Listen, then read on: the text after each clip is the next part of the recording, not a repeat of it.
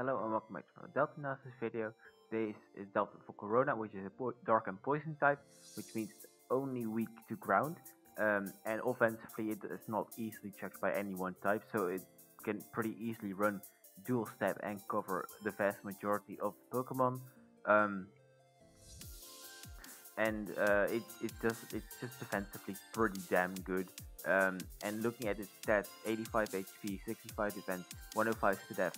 It's not the best defensively, especially physically. It is kind of frail, but it is what it is. If you invest, it's not too bad if you want to run defensive sets. Um, 60 attack not worth doing anything with. 135 special attack is quite good, and 100 speed is nothing you should complain about. Especially as this Delta Volcarona, there's basically nothing to complain about with 100 speed. Um, Looking at its abilities, it only gets better from here. It gets Levitate, making it immune to its only weakness, making it truly like you cannot hit it for weakness, basically, which is stupid.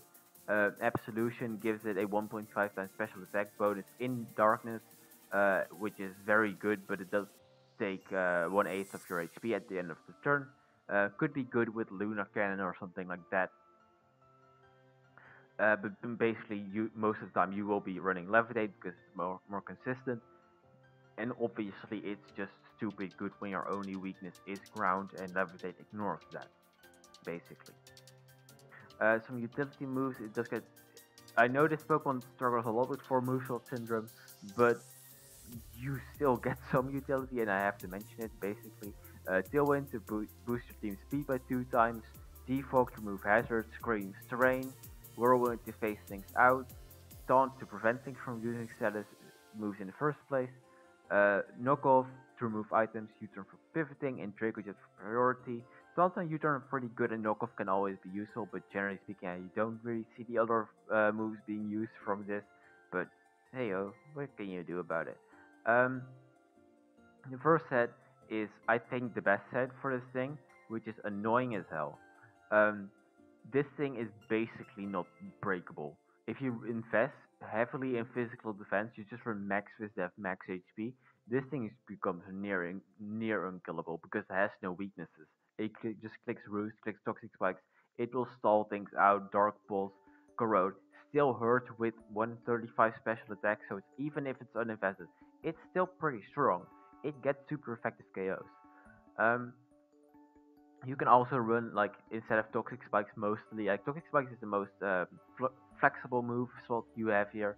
You can run Clear Smoke to prevent setup, U-turn to pivot around, Infestation to trap things like use it to trap things, Acid Spray to like get death drops and like eventually whittle them down. You could run Acid Spray over something like Corrode to just slowly whittle things down with Infestation Acid Spray. That could be good. Really obnoxious, but it could be good. Taunt to prevent status moves like healing, so you can actually break through basically everything, because you still have good speed and basically faster than anything annoying. Um, so that's why they think it's so annoying to deal with. Like this this thing on the most OU teams there were, this thing was on basically every single team. It's just an annoying as hell glue piece that just sets the toxic spikes. It is annoying. Like, and most teams, they have this thing as their poison type, so they don't have something to absorb the toxic spikes.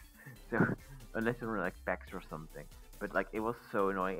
It got banned from the ladder OU because it was just so annoying to deal with. And even offensively, like more offensive sets, yeah, it gets a lot of options. It gets a lot of options.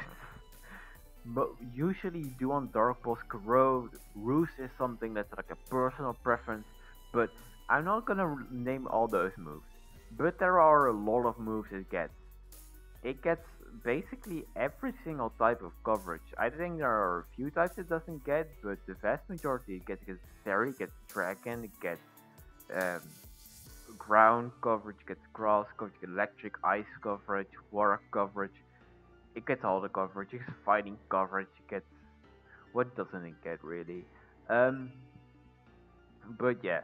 Um, Also, if you're running offensive, you could consider putting it on a darkness team, a new moon team, with absolution.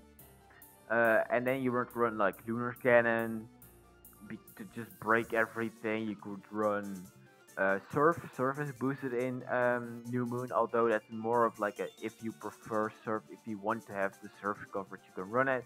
Otherwise, maybe not necessarily worth it, and you would just run like dark balls, like corrode. I mean, and like sludge wave maybe on like a more offensive like life orb set or well life orb you would basically die in a few turns.